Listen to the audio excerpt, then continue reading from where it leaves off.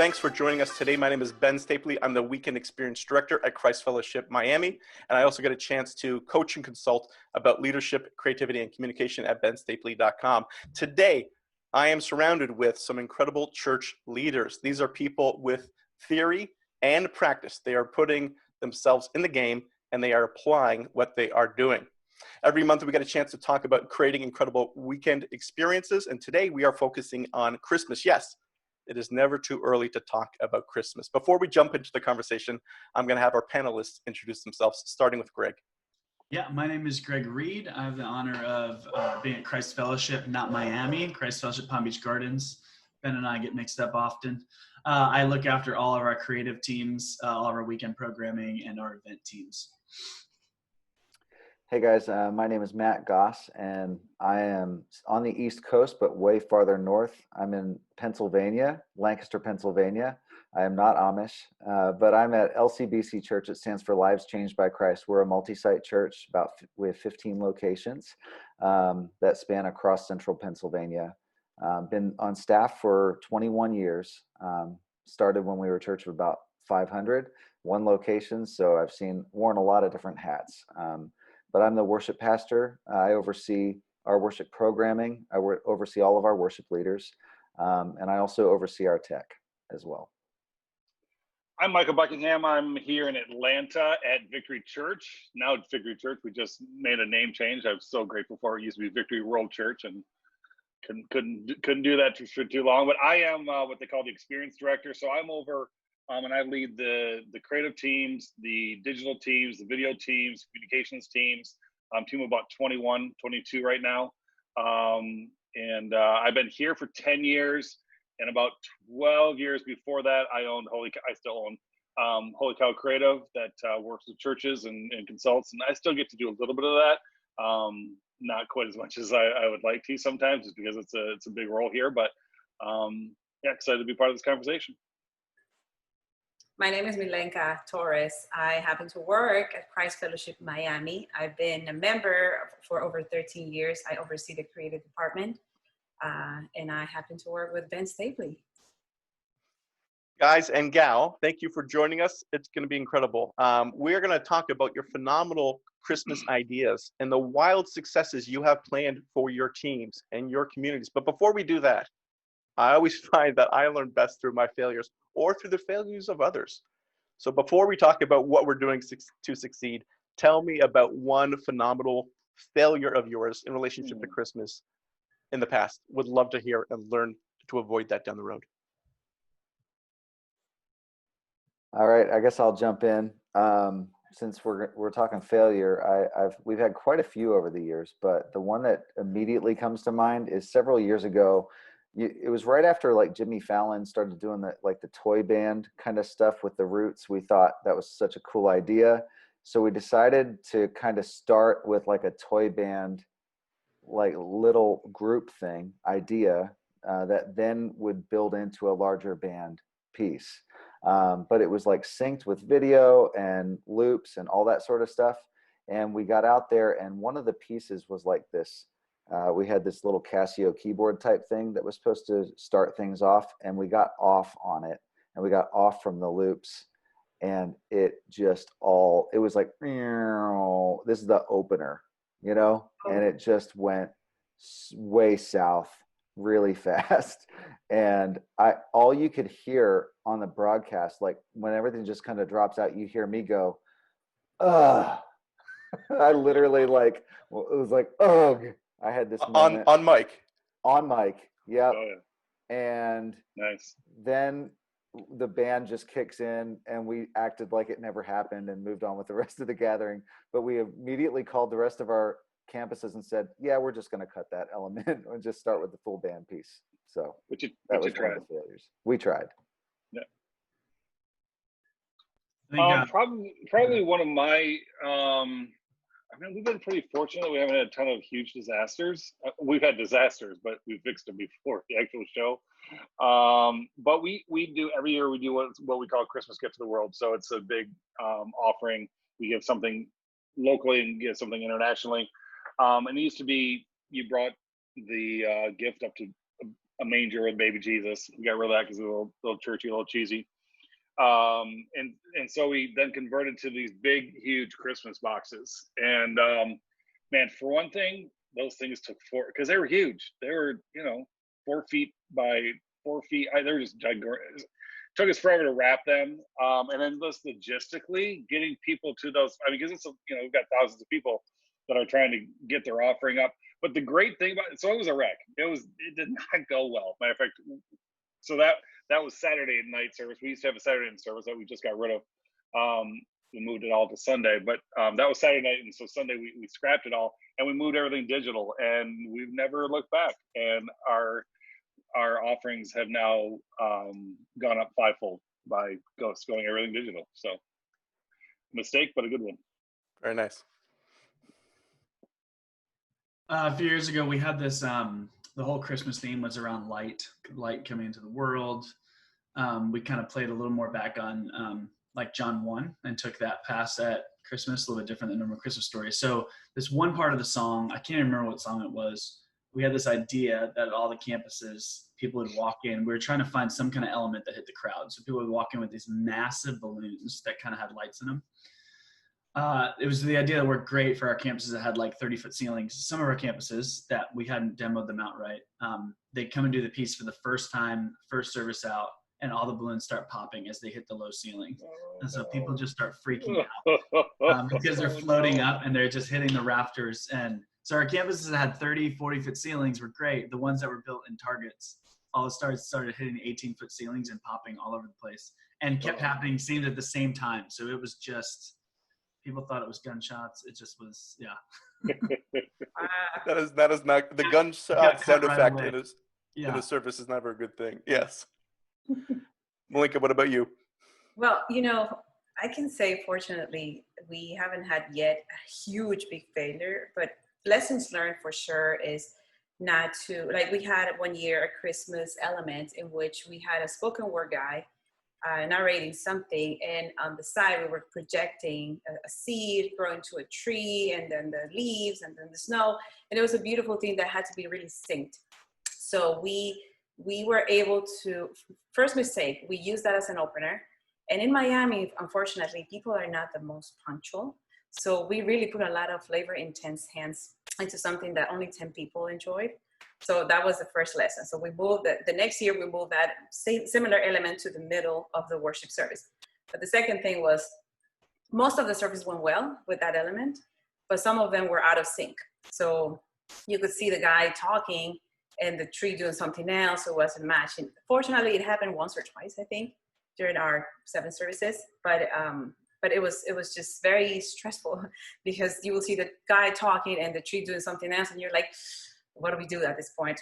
Just let it be, But fortunately, the 10 people that saw that were the ones that knew that was a mistake. But other than that, yeah, it's been good. I normally like to create experiences that start with a bang, but I've learned at Miami, unless you want one person to experience it, you push that element farther into the experience, or no one's seeing it. Ben, so what do you start with? Because I feel like we've learned the same thing. We've always put such a great element in the front, and some, Christmas Eve, everyone's there early, but all the other services the days before, sometimes you're doing it at random times, people don't show.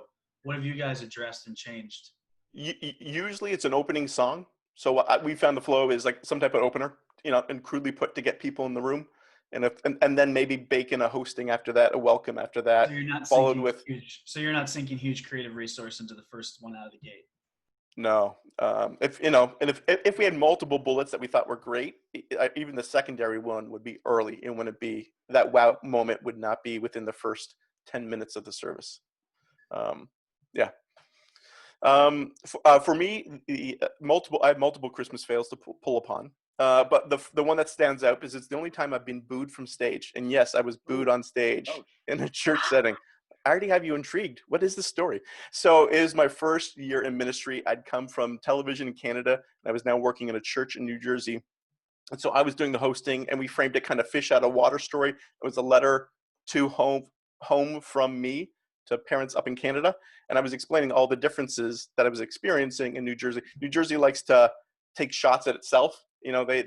kind of make fun of themselves. And so it was some of those unique things. And the one thing I referenced was the high degree of roadkill that was on the street, because there's a lot of deers get hit and they sit around for a long season. And I was saying, family, all these animals are just sleeping by the side of the road. And I brainstormed this script with a bunch of other 20-somethings, and we all thought it was hilarious. We did not ask a parent what they thought their child would think of this moment, and especially as we're showing roadkill on screen behind me. Oh. And I get into it, and a dad with small kids just goes, boo. And I was like, okay, I'm wrapping this up, and we're cutting it from second service. So that was my biggest Christmas fail, but I have multiple to choose from. So that's the past. The future. I know we're all across the map in terms of our reopening plan, but I want to know from you guys, what's your plan in relationship to Christmas, if you know already? Are you open? Are you not? And then what was the thinking behind that as well? Yeah, we're down here in South Florida. We are open. We obviously know that, for us right now, we're open, but we're online. So we're, as much as we have people in the room, we're going to continue to, make sure that online has a seat at the table, that we're thinking that way, that, there's plenty of times we're sacrificing even an in-room element to make sure online's great, or they're getting their own. So for us, we're open, we're in person. I think for us, the decision was really just even opening now. I mean, we've seen a really good return rate in attendance that's been hopeful. And I think just the extent, which you guys have probably all experienced if you've opened, just the experience of people getting to be on site. I was following these two ladies to the kids area this week, and I could hear them just like, I thank God the church is open, like just the need for it. So I think for us, it was an easy decision. Obviously it's still a decision that, in the middle of COVID, everything could be different in 3 months from now. So we're holding it lightly, and we're making sure we have backup plans, making sure that there's an outdoor venue backed up, things like that. But we're going to move forward so far in person and online. Greg, are you still planning the same amount of services that you did for Christmas? So we are actually, one of the things we're processing right now, some of our team knows this, we're processing maybe doing a bigger Christmas production maybe earlier, to try to be able to space out, maybe even the week earlier, to try to space out to offer more services at more locations than because we are, like, I think like most of our Christmas services are pretty pinned to the wall at 110% capacity. So knowing that's not going to be the issue. So for us, we're basically looking at 50% capacities and then trying to figure out how many we have to offer. But we're also rethinking, maybe Christmas becomes a little more candlelight, and we're doing a larger production maybe the week before, just so we could offer more experiences, knowing that some churches in our region, that some churches and events are already canceling, that do big Christmas spectaculars, they're already canceling. So knowing that we do have a place to kind of leverage that, and actually maybe provide the family that's used to going to see the Nutcracker, every year, that don't get to this year, trying to become the experience for them during this season, if we're able to. It's a good idea. We are going all digital, and we're both digital and live right now. And we went that for a couple of reasons. One, Easter, we made a very last minute pivot is the word of the year, to go all online because of everything that happened. And it was just really, really accepted well. The amount of people that we got to see was astronomical. The tens of thousands of people that tuned in, and for a long period, like, they were with us. It wasn't just the Facebook where I can, we got 150,000 people. Well, yeah, 150,000 people that drove by your church, but these were literally people who watched the whole service. So that was it. That was the big app, and we're still currently predominantly digital. We definitely have a lot more people, anywhere between 15 and 20,000 people digitally, versus a couple of thousand people here on site, because we on site we were only doing 2 services, 9 and 11, and then 1 and 5 is all digital. And so we've really scaled back on just the amount of people that we can let into the building. But then another big reason, honestly, was we use this as an opportunity to give our teams a break. Normally Christmas is all on, full bore, go, and you're like, you know what, we don't have to. Digital is working well for us. So let's go all in. So we're putting together Christmas Eve. We'll put together a 30 to 45-minute film that will kind of be a depiction of a Christmas at home and things of that sort. And then we'll do Christmas services online as well. That's great, and that's phenomenal. I didn't even think about that, Michael. Thanks for explaining that option for people who aren't outside the box thinkers. That hey, you're reopened now, but you're gonna for that experience, focus all your energies there. When are you guys going public with that with the congregation? We will start. Yeah, we will start talking about that in the next probably 3 weeks, maybe 4. Depending on when I get Kier ready. And if they revolt? They won't. I've been pretty impressed by everyone. Even when we went all digital, we didn't get a lot of backlash. And then even when we went digital and some people in person, we didn't get a lot of backlash either. We had a few people that were like, I can't believe you're doing this. And a few people like, I really miss being at church. Why can't you open? But we've been really pretty clear of we're going to follow the law, but we're going to listen to God. So, and we're definitely not a seeker-friendly church. I mean, our pastors are pretty to the point. So I think that helps as well. Just tends to be our culture. Gotcha. Malinka or Mac, what are you guys planning? We're moving, we're opening our doors October the 5th. We're excited about that. We don't know how people are going to respond, but we're expecting people coming in because they're really ready to come back to church. We've offered home gatherings as well. People are doing their own church at home thing, and it's been successful. So I think we're going to have a good return. However, because Miami-Dade is the place where the highest numbers of COVID cases are reported and the deaths, we really need to just keep looking at the numbers and see if by Christmas people will still be scared to return. And like October the 5th is the date where schools are going to be reopening, but not at 100%. It's going to be a mix of a hybrid of online and on campus. So, and we need to see if after that there's another peak, because it happened here in Miami-Dade and it was really intense. So we had to go back and close things. We were about to reopen. We decided not to. I don't think that's going to be the case. Once we reopen, I don't think we're going to close again. However, we're planning our services for mostly the online audience because that's our biggest campus right now. But we're also going to think of in-person experience, just similar to what we're going to do for reopening. We're crafting an experience that on campus will be enjoyable, but it's going to be also successful online. So we need to start planning for sure. Yeah, it's great hearing what you guys are all doing, for sure. We decided to open back in July, and it was kind of like a progression of reopening in some ways. And we started out with just only not bringing live bands back right away, no kid ministry. So we took what we were producing for online and we just made it available in the rooms just to see who would come. And it was a smaller amount of people at first. We also, at that point, started recording our online gathering in front of a live studio audience in some ways, like in front of a live crowd. So we started to invite that. We saw some decent numbers there. Now, I mean, it's all relative, right? Like before COVID, what we were expecting and what we thought were good numbers was one thing. And now we're like, oh man, we have 100 people. That's amazing, Yeah. So, I mean, prior to COVID, we were averaging around 17,000 in attendance across 15 locations. Now on the weekends, we're averaging around 2,800, 2,900 across all locations. And what we did say, we said, look, we're going to open at 25% capacity. So we started with the all on video. Then we brought our live bands back in August, and we definitely saw a bump at that point. We saw quite a few more people coming for that.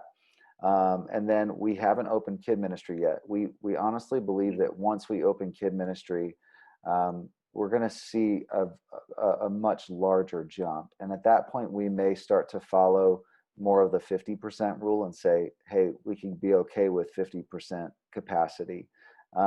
So with that in mind, we decided we're kind of looking at that like October. We're planning on October, November. We wanted to follow the schools and see what happened, see if there were any major outbreaks. Schools opened a couple weeks ago here, and so far it's been okay. I mean, we've heard a couple handfuls of little cases here and there, but nothing crazy. So we're starting to think, well, maybe we could do kid ministry and do it safely. And we've been coming up with our plans for that.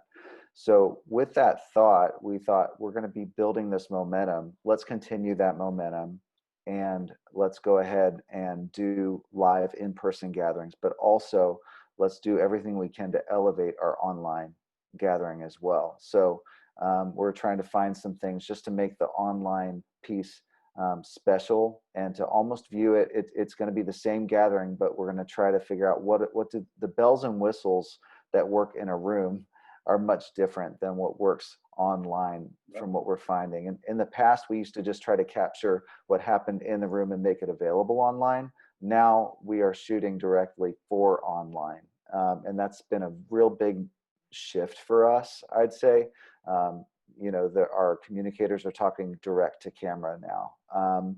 And we're just, there's a lot of little nuance types things that we're doing to try to value that. So what we said is, as we do, let's plan a great gathering for in person, but then let's also elevate online this year and just let them know that, man, we thought about you and we want to make this a great experience for you to engage in. Because right now, 85% of our people are engaging online, so it's much less in the rooms.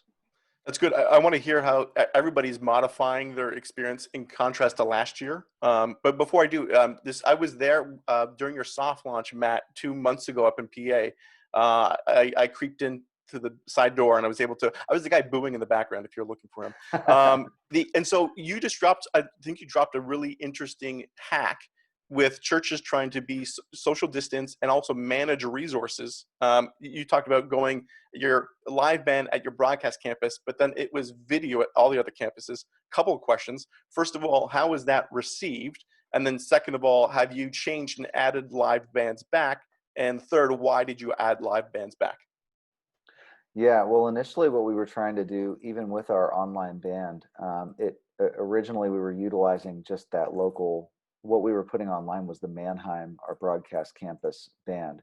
And pretty soon into COVID, we started putting local worship leaders. So our campus worship leaders, we started making a central band out of that team. So we've continued to do that. We record that on Saturday nights because we wanted campus representation. We wanted people to start to see their worship leader and even their campus pastor doing announcements, or we tried to incorporate some of those elements into our online recording. So that was received pretty well because people were still seeing their people in a lot of ways. And also for us, we broadcast the same message every week. So in a lot of ways, our locations are used to getting at least the teaching on video. Does that make sense? So that wasn't new for them. The only thing new initially was worship, having that on video. But even that we've done, occasionally we would do a special or something like that we felt was going to be better broadcast as a broadcast moment. We would do, so they were kind of accustomed to it. So it wasn't a huge thing, but we heard, like, the moment we brought back live bands in August, people were so excited and they were so glad to have their people back, and the players were so excited to come back and do music together. And it just definitely was a boost for us. If you use any tracks, it doesn't count as real worship, Matt. You know that. That's right. Thank you for that. That's a super helpful new perspective of how to do worship during the season. So let's talk about. So we talked about when we're reopening with Christmas, the thinking behind that. If it's digital, physical, combination of both. Tell me more now of how the content, how the experience is going to be crafted differently because of COVID. As much as you guys know already, what does that look like? Yeah, ours is going to be, especially Christmas Eve, will be dramatically different. We will shoot like I said, about a 30 to 45-minute film. It's going to be based in of someone's house. It will not, there'll be music in it, but it'll be more like someone playing the piano, and then that becomes a song. Maybe someone grab a guitar next to the fireplace and plays a song. Probably some carolers will come to the door and sing a song. So it'll have worship elements into it, but more be like a Christmas song that they're playing, and then that turns into a worship song. And then just some, dramatic scenes along the way. We're still writing it out, but and there'll be a sharing moment where our senior pastor, Johnson Bowie, will share, but more like you're in the living room hanging out, and like, hey, thanks for coming in, and then sharing really the truth of Jesus. We might have somebody like, I don't get all that, and so there might be a little dialogue there. But Christmas Eve will be very, very different. Christmas services that weekend will likely follow a very similar pattern as we normally do on our Christmas services. Got it. If you're looking for some inspiration, Michael, I don't know if you're aware, there's a Star Wars Christmas special from the late 70s. Really? Has anyone see that? Nope, it's a hot mess.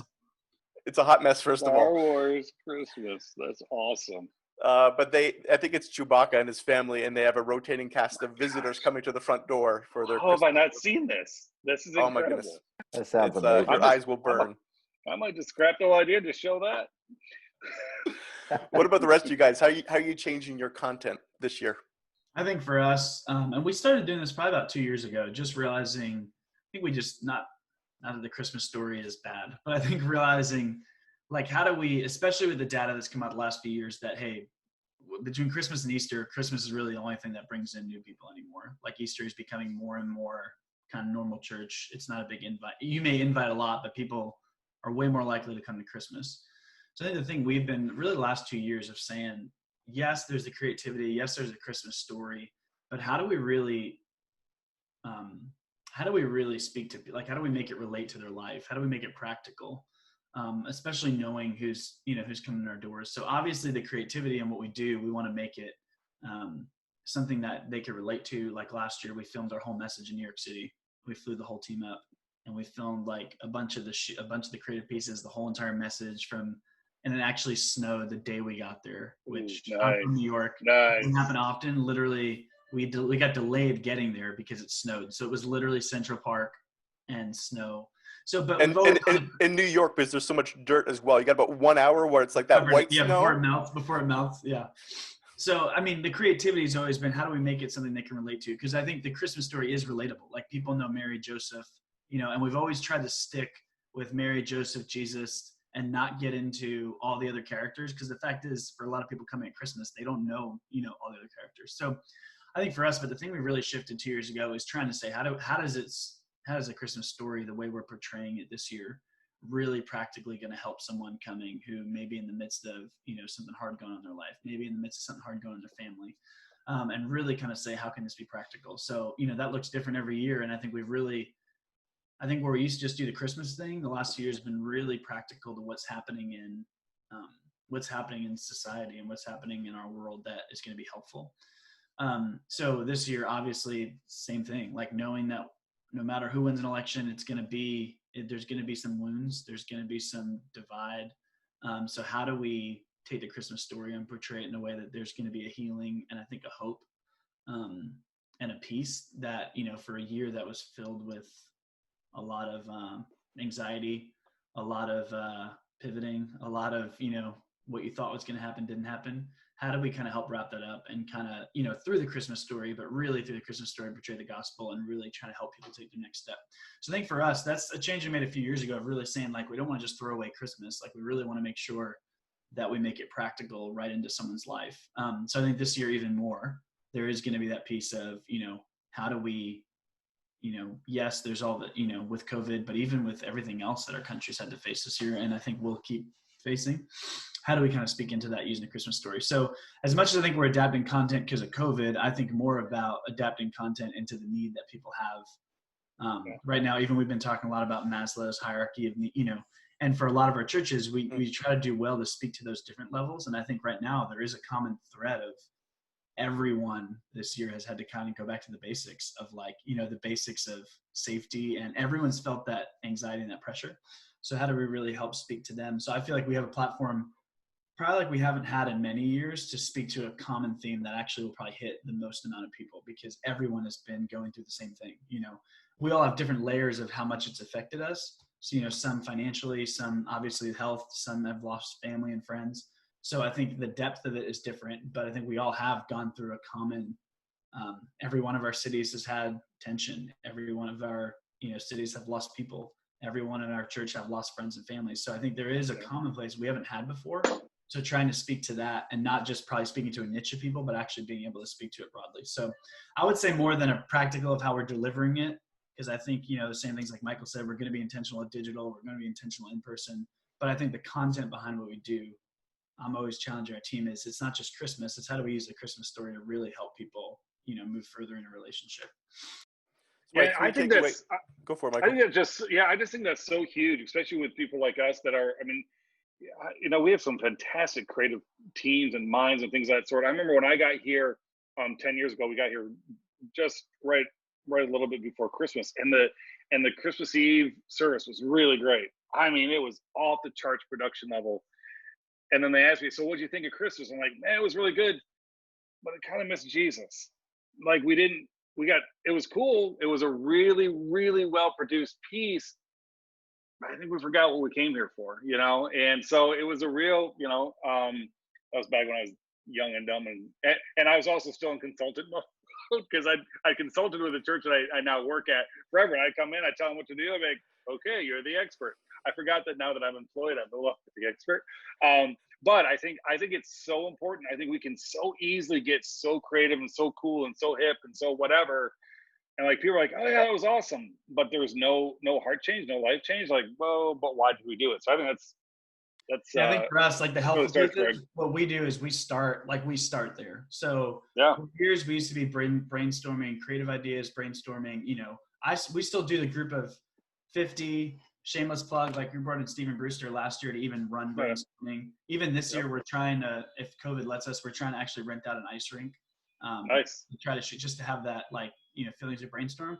But like last year before that, we brought like to brainstorming, here's the theme. And there wasn't pictures, there wasn't colors. It was something we had processed with a senior pastor before. Like last year, it was God with us, Emmanuel. And it was really saying like, the generation right now is the loneliest generation. All that data was coming out, and it was the loneliest generation. And that's actually why I went to New York, was like, hey, in the midst, that's where I grew up, but like in the midst of a city, like actually has some of the highest rates of loneliness, and in the largest city in the country. So that's just in a text box with copy. And that's where we start.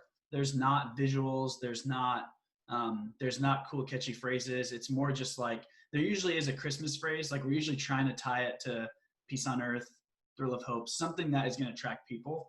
But I think the big piece has been, we just start with that copy and we send it to everyone before. So it's like, we're not brainstorming a theme. Like we've landed it. We've landed the message. This is where it ends. So let's help tell the story now of how it gets there. So I think I think stripping back all that other stuff and just getting to like, what's the story we're going to tell and what's the theme is such a big piece of it. That's good. I think, if I may, Ben, I think we have a great opportunity this year as churches to really deliver the message of Jesus as we wrap up 2020 that has been so rough on all of us. It's been a hectic year for everyone. Anxiety, depression, changes in health, finances, everything. So this is an opportunity, a great opportunity. And I think the big change for us is going to be leverage that opportunity to introduce the hope of Jesus as we wrap up 2020, to give him hope for the 2021. Everybody's saying like, oh my gosh, 2020, when are you going to be over? So let's just close it with the hope of Jesus. And there's an opportunity there, a great opportunity. I'm excited about that. I see a lot of people struggling still, and things are not going to stop. So we have a big, big opportunity here as a church, all of us. That's great. Matt, what about you guys up there in PA? Yeah. So maybe I'll start with sharing how it's going to be the same, and then I'll talk about the differences. So first of all, how it's going to be the same. One decision we made years ago was that we weren't going to do cantatas or shows, so we don't do like a big Christmas show or anything like that. It's really just, it's what we do every week. So we kind of let our people know, hey, that Christmas is going to be very similar. We're going to do what we do. It's going to be the Christmas version of what we do. And it's going to be, maybe we used to say it's our gathering on steroids. The problem with that is that we reached a few jump the shark moments where we just felt like it kept getting bigger and bigger and bigger. And it's like, well, this is sort of a show, even though we set out, we would have like a reset moment where we'd have to bring it back. But really the elements are all going to be very similar. We want to make sure we worship. One of the things that our pastor has pushed us on for years is that Christmas songs are nice to listen to, but they're not always the most worshipful. So we've always tried to kind of hybrid. We always make sure we might add a Christmas tag onto a worship song, or do some things like that to make sure we actually worship, not just sing some songs. Does that make sense? So that's one of the things that we're going to continue to do. Also, message wise, 9 times out of 10, we will tie the Christmas story in somehow, but we are going to look for the felt need. And it's kind of like what you guys have been talking about. But we do that every year. We're kind of like, where are people at? What do they need the most? Because we want them to understand that, our main goal as a church is to introduce people to Jesus, and together fully follow him. So we realize Christmas is the introduction in many ways for people that are coming. And many of them, if they only show up at Christmas every year, they are always getting the same sermon. If they come for Christmas and Easter, they're getting the same sermon. They're getting the birth and then the death and resurrection, So we try to find a practical, look, Jesus can impact your life today. He impacts it for eternity, but he also impacts it today. So we always try to find those handles. So I'd say we're going to worship. We'll have some special elements there. It will be Christmassy, We've in the past been very video centric and we've done a lot of music with video stuff support in the past. What we're realizing is that online that doesn't always work. You need to be able to see the band, you need to be able to see the performers, you need to be able to see the worshipers. So I think that'll be a little hybrid. That'll be a little different this year, where last year we created these huge video walls behind everybody. And we went last year was vintage Christmas, and we got these old home videos from 80s, nice. 80s, 90s, 70s, and that was playing behind us, and it was like this down home Christmas kind of feel. This year, but that sort of thing isn't going to work necessarily when people are looking on their computer or on a phone. So we're definitely going to think about that differently. Another thing that I realized is, this is part 2. What I'll say is, we have no idea what our pastor is going to preach on yet, and we may not for another couple weeks, if not another month or so. He has not yet hit his inspiration. So in the past, we used to let that frustrate us creatively, and we were like, well, we can't move forward until he does. We stopped doing that. We started saying, how can we just move forward and upwards inspire? So so we've begun our planning, and what we typically do is we come up with 3 different kind of angles that we could go, and we present him some options, and we'll do that we create video pitches, and we've used a lot of the Donald Miller story brand stuff. That's been really helpful for us to figure out who are we trying to reach, what do they need, and that helps us think through some different ways to package it. So we'll come to him with a look, a feel, a basic overarch, a story arc of the gathering with maybe a couple creative elements, and we could say, here's option 1, here's option 2, here's option 3. In the past, we used to pour all of our eggs in one basket, and we'd go and we'd share it, and then he'd say, okay, what else you got? And we were like, okay. So, and after scrambling quite a bit, once we started to do these video pitches, what we realized was he's very visual, our senior pastor, and he would immediately picture, he's also cynical. He's very visual. He's very cynical. So he would always picture the worst thing he'd ever seen the first time we pitched something, So we realized we had to show him something different. So we'll show him the look of what a stage could look like. We'll show him, hey, we want to produce a video that looks like this or feels like this. The song will sound like this, So, and by doing that, it took a lot of the guesswork out where he was doing that. The first time we ever did these video pitches, we pitched 3 ideas and he went, I love all of them. And we're like, okay. And he goes, what do you like? And we're like, I'm not sure. We never thought about that before. That's great. But it's just helped us maybe move forward a little bit more, and we can start to now see what bubbles to the top. And sometimes we end up doing a hybrid of all 3, but it's like, let's come to the table with 2 to 3 creative ideas. That's good, Matt. And for leaders listening here, you may always be waiting for inspiration to come top down. You don't always have to wait. If it's not coming in a timely manner, lead up, give them some inspiration, help out your lead pastor, whoever it is making that decision in terms of the theme or the look or the feel. Take that initiative if you haven't already. Ben, I'll say once we started to do that, we've never gone back. Now our senior pastor is looking to us like, hey, what do you got for Christmas? Like, are you ready to go? You know what I mean? And we let him do a ton of the writing, but just the insights and it's not just a feeler. It's, hey, we want to talk about Emmanuel, God with us. And here's all the data. Here's the articles we're reading that talk about how lonely, and kind of set those up. We always, we always have a favorite, and we do give 2 or 3 versions. We probably always. You soft sell the other ones. Yeah, I hear you. I hear you. Marketing, yeah. We may or may have not done that as well. So. Yeah. Well, I think there's 2 different types of house buyers. There's some that need the house staged, and there's some that need the house empty so they can see how they would do it. And you just got to figure out what your pastor's like. And we got a little bit of both. So we stage it for those that need to be staged, and we strip it out and say, dream with us for those that needed that. So yeah. That's a great comparison, Michael. Hey, I'm going to try to hit 2 more questions on the end here. So let me move along, but just hot take. That was a great conversation, guys. Love what you said there, Greg. Keep it practical. Focus on the theme of peace because people need that. And you're also not a fan of the Christmas story, is what I heard you say. So that's the soundbite we are taking to promote this upcoming conversation. Thank you for that soundbite. One of the last 2 questions we're going to hit is, hey, what's one idea that you are super excited about that your church is doing for Christmas? And it could be the content, it could be marketing, it could be what we just talked about here, like work relationship and vision casting for your leader. What's something that if I could teach other churches how to do this one thing for Christmas, I'd be super excited. One thing we started doing here at Christ Fellowship Miami for our online services and something that is really cool and new, and I really didn't see any other church doing that. I might be wrong, but it's our hosting style.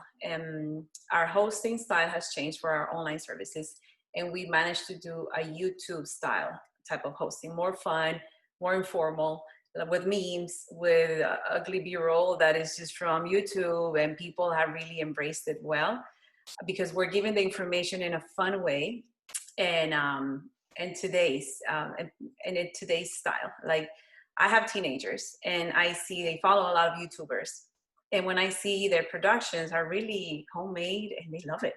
So we're not declining we're not reducing our production value is not changing, but we are adding these elements of fun and B-roll that we just get from YouTube, and it's been really good.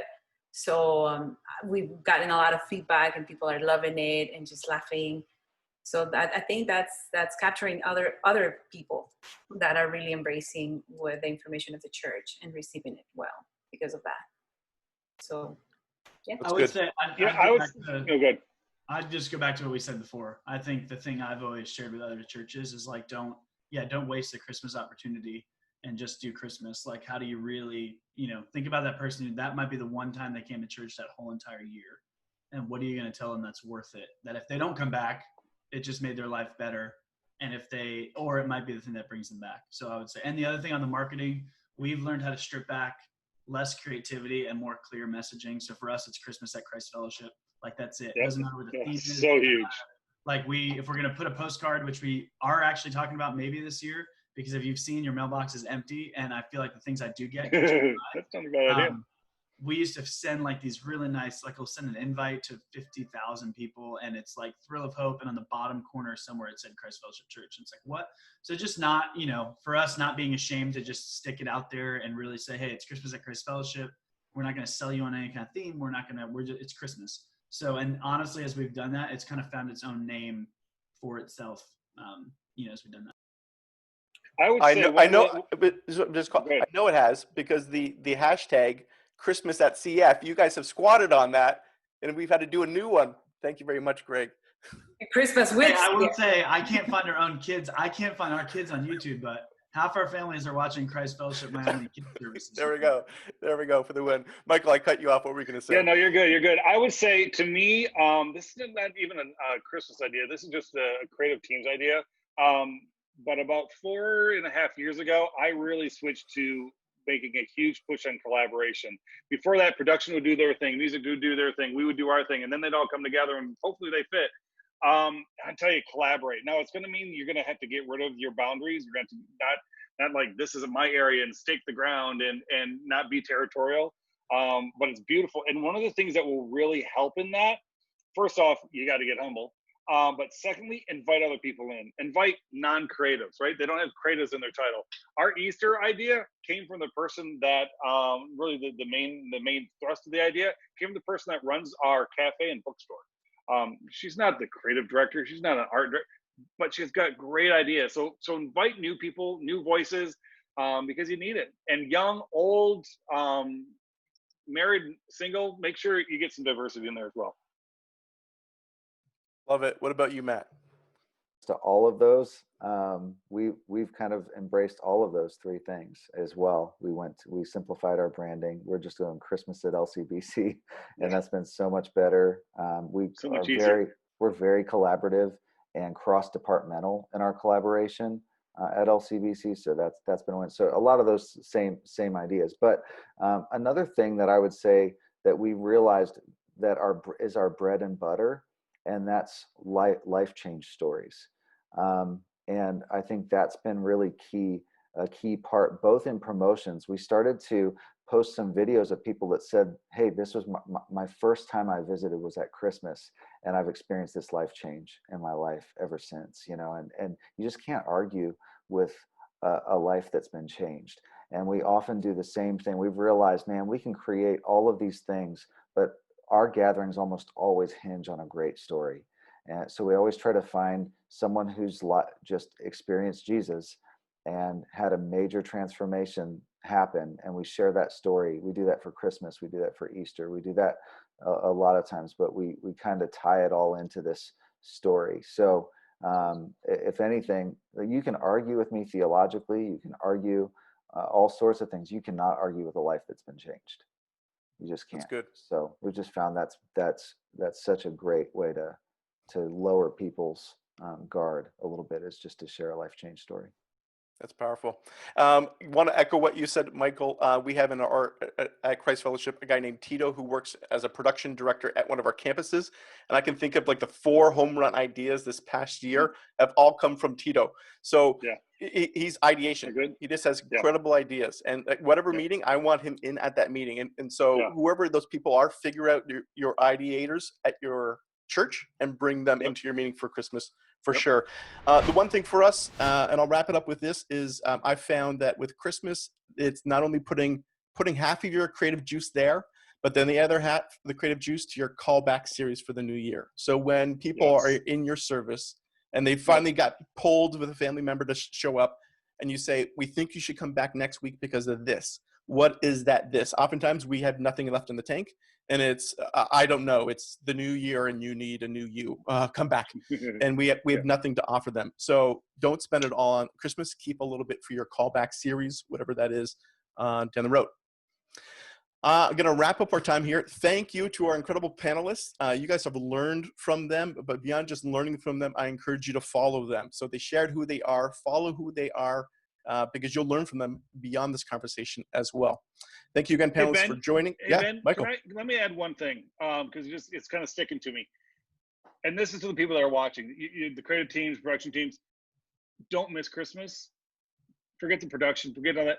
don't forget to take some time for you and the story and the God and the Jesus that was born for you, because he loves you. And man, we can get so busy with the show and what we're doing that it just goes by. And your family, Christmas might be the worst season for them because they don't see you. So make sure you take some time. I don't care if it's an hour, it's an hour. If it's a day, it's a day. But make sure you take some time, and don't miss Christmas. Yeah, that's powerful. We spend so much time drawing other people to Jesus during the Christmas season that we sometimes sabotage our own selves in that. Sure. Thank you for calling that out, Michael. Again, join us again next month. We're going to be talking about kids.